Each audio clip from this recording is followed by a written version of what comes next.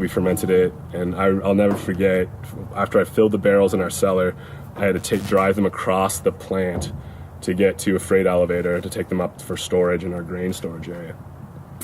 And as I'm doing this, I'm just shaking because, like, if these barrels spilled, I'm going to be the one that infects the largest brewery one of the largest breweries in the world. I didn't think of it like that. And I'm driving home. I still was driving home, and I was still shaking driving home because. Are you a brewhead? I'm a brewhead. Are you a brewhead? I'm a brewhead. Y'all are brewheads? Yeah, we brewheads. So pour a glass of craft beer, we can do this. Yeah. What's good, y'all? This is C-Certified Brewhead, and welcome to episode 108 of Beer Now This Shit, the podcast. And today, we are in sunny, gorgeous Glenwood Springs, Colorado, with Troy Casey of Casey Brewing and Blending. Sir, thank you so much. Absolutely, good, thank you for coming by. Genuine pleasure. This place is disgusting gorgeous. It's not bad, eh? Yeah. Is what's the name? Is that the Colorado River? This is the Roaring Fork River. It feeds into the Colorado, which is right there. Right behind it. Yep. And these, like, I guess, were somewhat surrounded by are these mountains or are they hills to you? These would be hills. These would be hills. Yeah. These would be hills? Yeah, the mountains are very close to us. If you got a little bit higher right now, you could see Mount Sopris, which is in Carbondale, which is about almost 13,000 feet high. So damn. You can do the kilometer. Yeah. Do you know what? We've been running in feet. It's just easier. Okay. Yeah? We get the point. Mate, we'll get into your story. Let's talk about this beer first. So this is not what I expected to be drinking first off from you, man. Tell us about this haze. So this is a beer that we did in collaboration with WeldWerks Brewing Company in Greeley. They're WeldWerks. Yeah, they're in the Front Range, an hour and a half northeast of Denver. Okay. They put hazy IPA in Colorado on the map. And really? So, yeah, they're one of the best people that are doing it right now. So this is a double IPA that we did in collaboration with them with Citra and Nelson Sauvin hops. Oh no, that's a really interesting combo. Yep. What's the beer called? It's called Transmountain Diversion. So okay. when we initially did the beer, we provided those Nelson Sauvin hops because they're so hard to get. We had a little bit of them, and so we brought that to the collaboration. And here in Colorado, there's the western slope, which is where we are right now, which gets the majority of the water in the state. And then there's the eastern slope, which is the Front Range, which has the majority of the people. So what happens is a lot of the water gets diverted over the Continental Divide to get to the Front Range. And so kind of play on words, us bringing the hops to the Front Range. That's why we called it Transmountain Diversion. Oh, trans. I think it trains. Okay, yeah, that's sick. And for this we're learning a lot of words here. Everyone just talks like the Front Range. I could never heard that before. So that just essentially means the eastern entry to the Rocky Mountains starting around Denver. Yeah, so it's basically from north around Fort Collins. So that's from up there, okay. To Denver, down to Colorado Springs and Pueblo. All right. That's what they would call the Front Range. That's where the majority of people in Colorado. I was about to say, it's the population, and that's kind of where it would all... All right, perfect. So you guys, I actually heard of you for the... I haven't been a sour dude so much, only in the last maybe year and a half or so. And we interviewed these guys in Montreal. They're sort of homebrewers, so they're opening their own thing, and they are obsessed. I've never seen anything like people being obsessed with Lambic like that before. They're called the Wild Shack, and when we did the podcast with them, they were telling me about you back in the day. So I know they're going to lose their minds because this was nice and sporadic. So I appreciate it. I know that your stuff is super renowned, super difficult to get, I guess, once it's small batch because it's all oak barreled and stuff, aged, and especially for us up there. I think it's a lot of trading action. Yeah, sure. So you guys have definitely done some cool stuff. So how did it all get started? Ooh, yeah. So we've been open for just over 4 years now. I've been brewing for 13 or 14 years now. Okay. But I was working at Coors in Golden, and I was working as an R&D brewer there, and started making a lot of craft lagers, and eventually went down the rabbit hole of sour beers. Right. Just fell in love with the style, fell in love with the challenge of making them well and consistent, and started to make some beers that I was proud of when I was out there. That was almost about 5 years ago. Some stuff was changing at Coors at the time that I wasn't psyched about. My girlfriend at the time, my wife, she moved up here to this valley for a job promotion. We fell in love with the area, wanted to make a go at it up here. And so I started writing a business plan, saving up money. I was living with my parents just to save cash. And then just almost about 5 years ago to the day is when I left Coors, came up here. A couple weeks later, signed a lease on this building, and here we are. Damn, that's crazy. the course thing is very interesting. I noticed the theme with brewers. A lot of people start at a larger brewery, whether it's a full like macro or just the large independent one. Sure, yeah. Did that help you? I assume that would sort of drill process into you and all the. It's like working at McDonald's as a 15-year-old type of thing. Like you learn all the basics and like how to be accurate and whatever. Is that somewhat sound about right? Yeah, absolutely. So when I was an R&D brewer, we would do everything from qualifying new hop blends for Coors Light. It's funny to think about like the hops in Coors Light, but really like the amount of time and effort that goes into making sure the different blends of different hops that go into the bittering aspect of Coors Light, so it won't change the bitter perception of that. I mean, it's unbelievable how much goes into that. And so we would do everything from things like that to trying to make new recipes. So a beer like Colorado Native, that was a beer that I had a lot to do with, which is 100% Colorado ingredient. Yes. Beer. And maybe that didn't get. I mean, I'm not paying attention to Coors, to be honest, but like I guess I don't think that was that a local thing only. It's only in Colorado. Oh, that would be but why. it's doing Okay. pretty well in Colorado. Okay.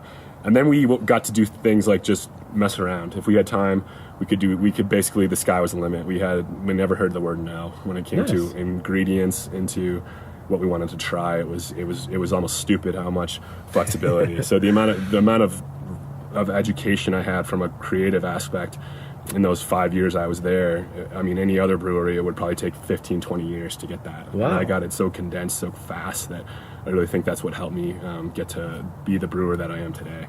That's crazy. That's not what I expected to hear at all. Yeah, it's not like that. I don't think it might be like that anymore, but at the time, I was in the right place at the right time. Perfect. I had the right bosses that were annoyed, just wanted to have me go away. And just like, sure, take it, whatever you need. Just do it, whatever. As long as everything's getting done, that the actual work needs to get done, you can do whatever you want. I mean, we were coming in on weekends and brewing. It was fun for sure. Yeah. Damn, that's no other jobs like that. No one's coming in on Saturdays to be an accountant and stuff. Yeah, exactly. Do the books. People used to make fun of me when I was walking into work, like, passing people on the way in. They're like, I can't believe you're so excited to work. I mean, it's beer, 20s, so yeah, it's beer for sure. That's pretty sick. So did you get to play with the barrels and stuff at Coors and stuff? So you actually got to learn sort of, so when you came here, you already had that skill set. Yeah, exactly. Yeah, we back in 2009 when we decided we wanted to try to make these beers. I was at GABF, probably GABF 2008, and I asked my boss, we were all kind of drinking, and I was like, hey, you know what'd be fun? We should make sour beers. And we were all drinking. It was late at night, and he was like, yeah, sure, do it, no problem. Ha, ha, ha. And then we kind of were, a couple of months later, we were like, wait, I think he told us we could. So, and our boss at the time was based out of Milwaukee, and so we just kind of did it and didn't tell anybody. Right. And so we bought 2 barrels. We bought a pitch of sour beer. Culture. We fermented it, and I'll never forget, after I filled the barrels in our cellar, I had to drive them across the plant to get to a freight elevator to take them up for storage in our grain storage area. And as I'm doing this, I'm just shaking, because like if these barrels spilled, I'm going to be the one that infects the largest brewery one of the largest breweries in the world. I didn't think of it like that. And I'm driving home. I still was driving home, and I was still shaking driving home because I was like, I could get fired. I could do all these things. Yeah. Everything worked out there? It did work out, yeah. Yeah, we got a lot of stories along the way, but everything worked out, yeah. Amazing. So when you started this brewery, what was the attraction to everything's exclusively barrel aged, is that correct? Mm-hmm. Where did that come from? It was what we wanted to, old world style brewing. We wanted to make beers with local ingredients in a manner that was reminiscent to how it used to be done. So we don't have a forklift here. We don't have a loading dock. We don't have any glycol cooling. Everything is based on the ambient temperature and around the environment. So we make beers with local ingredients. So we're not going to see us make a beer with mangoes or something exotic like that. Yeah, exactly. Yeah. So we like to make beer the way it used to be made, and really just focus on making the best beer we can with the ingredients that we have. And so it became kind of out of necessity too. Like we couldn't afford a glycol system. When we started, we couldn't afford a brew house because we were brewing so infrequently. And so we started without a brew house. We were contracting work from other breweries around us. So they were making our recipes with our ingredients. We would fill the wort up in totes, bring it back here, and then unload it into barrels for fermentation. So everything was based around, when we first started, just me doing everything. And so, that's how it kind of started. Damn, okay. another thing I noticed on the inside as well, which is super rare in a brewery, all the fermenters I saw are named after rappers, and brewers definitely aren't leaning towards hip hop. What's up with that? That's amazing. I'm a big classic hip hop fan, especially the classic aspect. But when it came down to try to start to name names, I started with mostly my favorite producers. I'm a That's big what fan of B-Rock and production, and so we started with that. I figured, why not? That's awesome. It's generally like we're hip hop folks as well, and the 98% of people that we meet in the beer world are most certainly not. 99? Yeah. Just it just seems heavy metal or it's usually like pretty serious metal stuff. Yeah, like for punk or whatever. metal for sure. Yeah. Is that pretty rare? Is it like being a hip hop dude? Is that?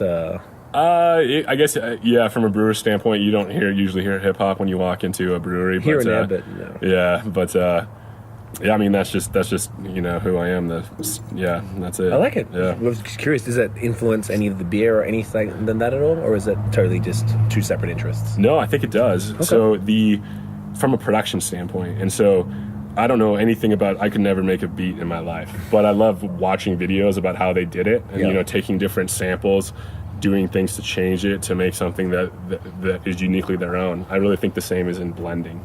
When you're taking different barrels, different flavors, and trying to put something together to make something that's greater than the sum of its whole parts. So I definitely see some corresponding ideas between the two, but That's sick. Yeah, I didn't think about that. The blending side as well. So I guess that's a key part of it because not everybody blends. Is that accurate? yeah, absolutely. That would be doing sure. barrel aged stuff. What drove you to do the blending? Was that coming from like the old world, like was it old world Belgian sort of traditional Lambic type of beers? Is that part of how they? I guess it is how they do it. I haven't been, so I don't know. Yeah. A ton. Is that accurate? And absolutely. You wanted to sort of really be true to that, so you brought the blending into it. I think it's we're such a small facility that we wanted to have smaller barrels. So we have the 200 liter barrels and the 500 liter barrels. And so if we were going to get these big 1,000 liter barrels, you don't have as much option there unless you're a bigger brewery that can blend with multiple choices of those 1,000 liter barrels. Are you talking like a Fuda type of thing? Yeah, exactly. Yeah. So for us, we're such a small facility that the majority of our blends are 2 to 3 barrel blends. Okay. So we can't have these big vats, big fooders, because then we don't have any options there to get the flavors we're looking for. So by having smaller barrels, we can have more complexity throughout the barrels, which basically gives us more to color with, if you will, more colors to paint with when it comes time for that blending process. Amazing. Can you talk us through like a generic blending process, just how the sort of thought process behind it and how it works? Yeah, absolutely. So a lot of the beers we make are with fruit, which we'll get into, but fruit can be so different. Apricots are a really acidic fruit, whereas sour cherries are actually kind of sweet. Right. And so when you start looking to how you want to best add beer to those fruits, it's kind of crazy. So we try to find our least acidic barrels when we're blending for apricots. Okay. That have some great flavors, great aromas to them, but they have less acidity. That'll be really good because then the acidity that we get from the fruit with the apricots is still in balance and it's still a drinkable beer. Okay. But where the the sour cherries actually contribute so much sweetness to the beer because we use them in such high concentrations, right, that we're looking for a little bit more acidic barrels to help bring the acid up in those ones. Kind of counterintuitive sometimes. Yeah, but sour cherries being sweet. Yeah. Okay, so then essentially you would have, I guess, like 1 year, 2 year, 3 year old barrels that are sort of essentially it's the goose, right? Is that? That's for goose, absolutely. We don't do that here. Okay. Everything we do is pitched mixed culture. Okay. We're going to try to do some spontaneous stuff this winter, but for the most part right now, for these farmhouse beers like these ones, they're fermented and aged in oak barrels for anywhere from about 3 to 5 months usually. Oh, right. Yeah. Okay, so it's like much quicker turnaround then. You're not relative sitting around. to lambic, yeah, for sure. Gotcha. Yeah. Okay, so then of those 3 to 5 months, like and excuse me if some of these are a little on the basic side and questions, because I know some of our audience might not know deep about barrels, and to be honest, I'm still figuring it out myself. I'm on the haze stuff for the most part, but so I just want to be accurate. So then the type of beers that are in these barrels, like what are the base beers that you're mixing? Like, do you just brew a whole bunch of stuff and then like, all right, let's see what we can concoct? Is that kind of the... Sometimes, yeah. So these ones that are all in front of us right now, they're all kind of our Farmhouse Series, if you will. So they've got multiple Saison yeasts, they've got Brettanomyces and multiple lactic acid bacteria strains. So they're really they're producing more on the fruity side. So we get a lot of flavors like grapefruit, citrus aspects that were coming from these beers. Okay.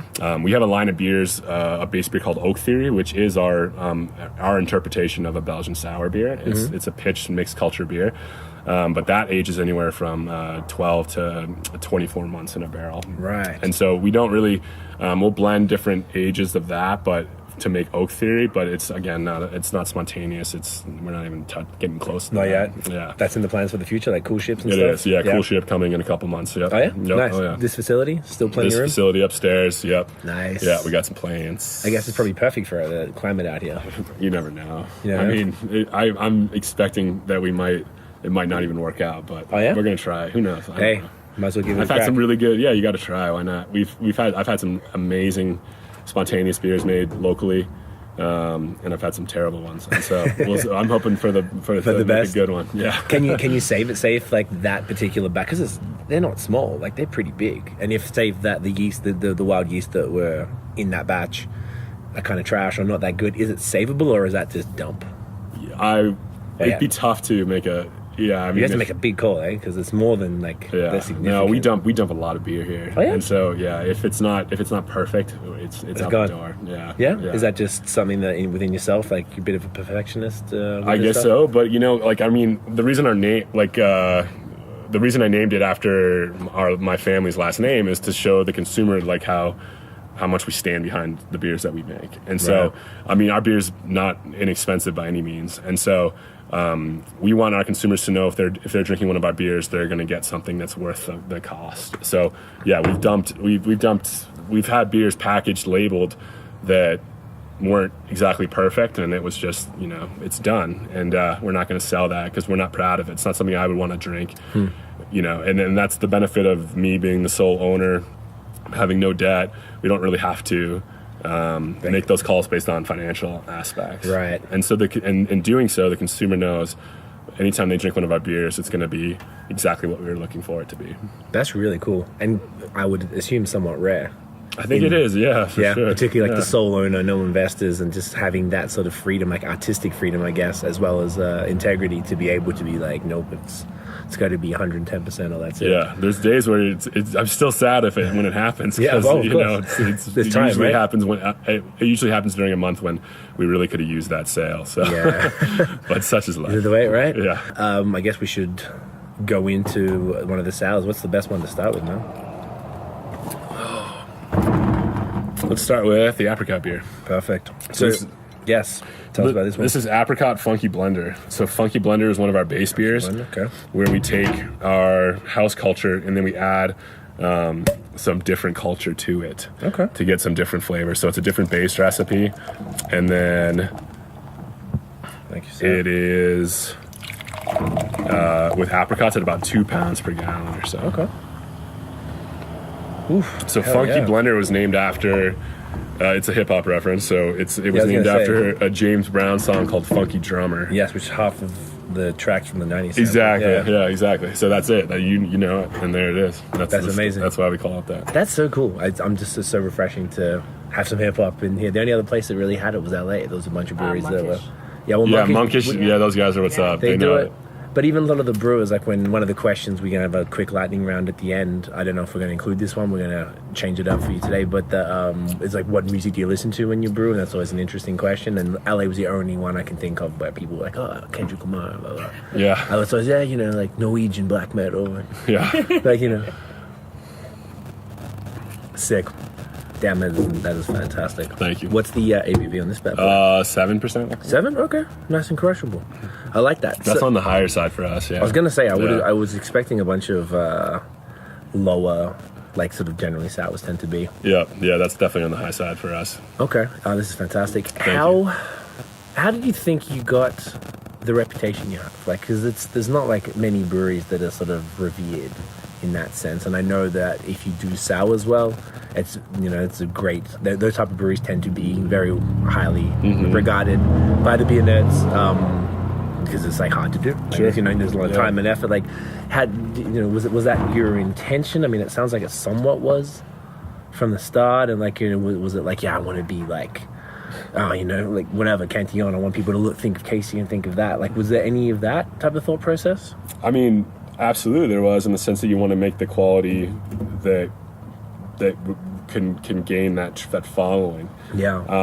I think when I was at Coors, I was really, grinding, if you will, with these small batch. We were doing barrel aged stouts, we were doing German lagers, we were doing sour beers, and I would volunteer to go to different beer festivals around Denver to pour these things, right? Knowing that there was no money in it for Coors overall. They were getting a little bit of good press, but for the most part, it was me just wanting to get my beer out to the public and be like, hey, this is what Coors can do. Like, we can do this just as well as any other craft brewery.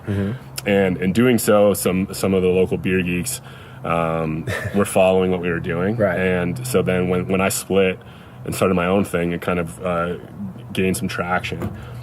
We opened July 2014 for the first time, and I think we got about 20 people up here. Right. And so it wasn't like we were like rammed straight away. away. We didn't. It took a long time to get to the following we have now, and we did that through organic growth, word of mouth type marketing. We've never spent $1 on marketing.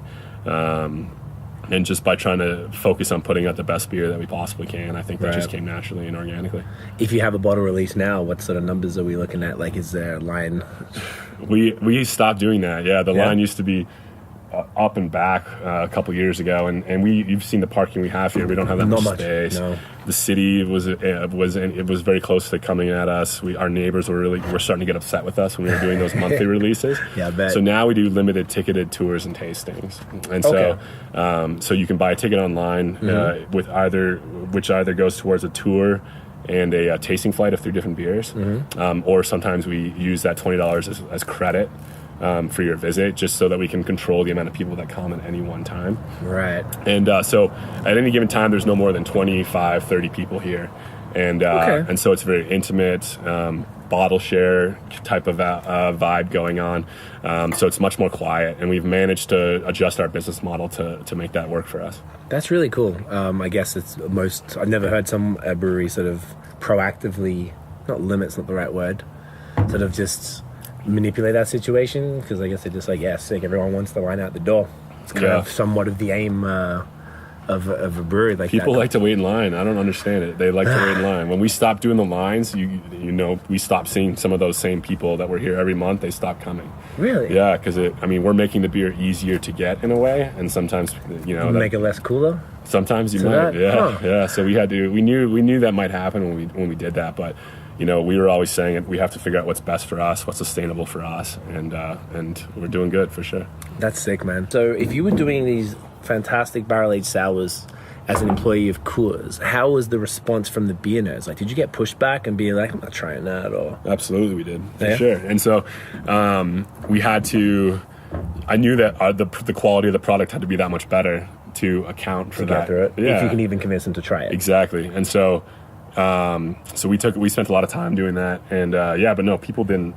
There were definitely a lot of people that were like, oh, I remember when we went around Denver trying to sell kegs of the stuff, and all we heard was no. And we had somebody sit us down and say, I'll never buy your product because it's made by Coors, and I will never buy a Coors product. And it was just like, it was soul crushing. Yeah, I bet. And then the last place we went, they were like, yeah, okay, we'll try it. And then we walked out, and I was so excited. And my boss was like, she had no idea that we were Coors. Like, she just had no idea we were Coors. And if she did know, she would never take it. And I was like, how do you do sales is the hardest job in the world. How do you hear no all day? And like 2 yeses is like a good day. I was like, I could never do that. Anyway. Maybe for a macro it is.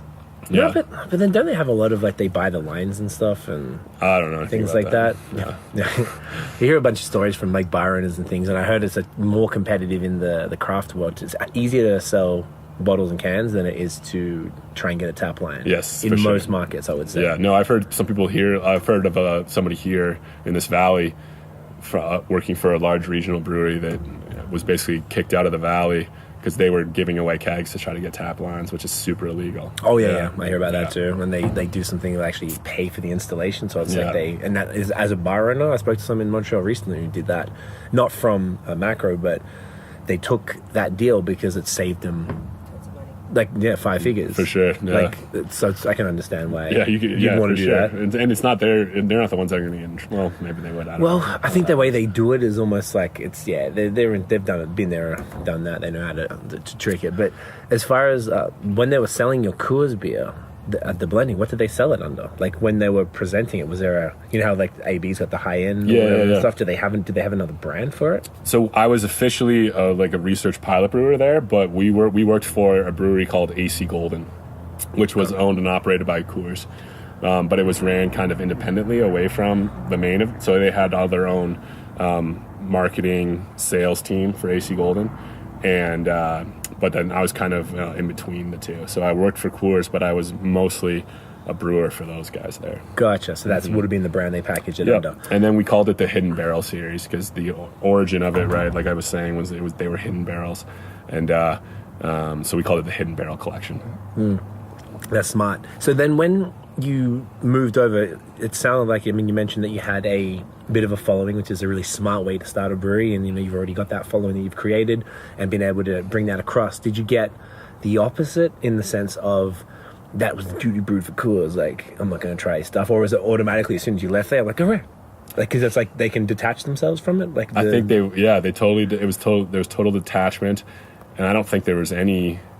I think if anything, at that standpoint, it's like a benefit to have worked for a big brewery because you have like the street cred of like working for a well-established like brewery. So the education you had was paramount, and so I think at that point it's a luxury to have been working for a big brewery. And I think I've never heard a negative connotation of having used to work for a big brewery. While you're working at it, for sure, but as soon as you're gone, you're what's the expression? You're like a chosen one, I guess. Right. Thank you. I know what you're saying. Mate, Troy, thank you so much. Absolutely. Yeah, thank you for having me. Thank you for taking the time. For sure. Where can everybody find you online? CaseyBrewing.com. And social media? Casey Brewing. Instagram and Twitter? Facebook. No Twitter? We haven't updated in a while. Guys, thank you so much for listening. If you enjoyed the episode, mate, smash the thumbs up, hit subscribe below, and hit the notification bell so you know when we drop the new. Follow us on social media at BAOS Podcast, and check out the long form audio so you can hear very attractive gentlemen like Uncle Troy right here telling you about barrels and beer. That is it, y'all. Thank you. Cheers.